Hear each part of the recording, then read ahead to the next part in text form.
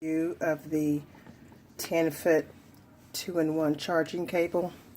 Basically what it is that you can charge either an Android device or you can charge an iPad device as well. If you notice on this side, it has the iPad/iPhone lightning charger ability, and then on the other side it has for the standard Android. So I'm going to try to charge them both and see what it does. Basically what you do for this like Android device, as you can tell, I'm going to stick it on here. To charge the Android, you put the side for the Android down. So I'm going to stick it in here. Sometimes you got to kind of stick it in here kind of tightly.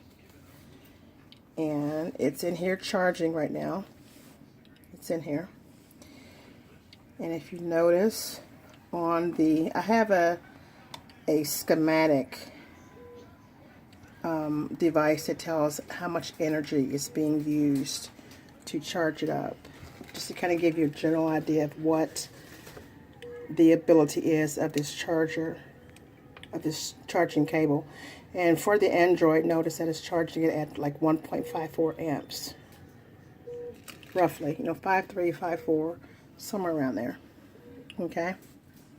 So I'm going to switch it out, and I'm going to now use the iPhone to charge it up.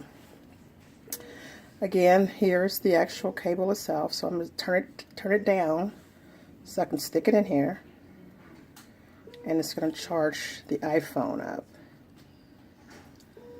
Okay. And notice, however, for the iPhone,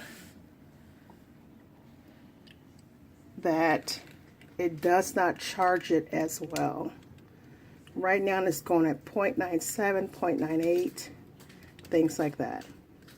So it does charge up the Android device fairly well and quickly. I've noticed that for the iPhone, the iPad, anything that is Apple product in general, it does not charge it up as quickly or as well.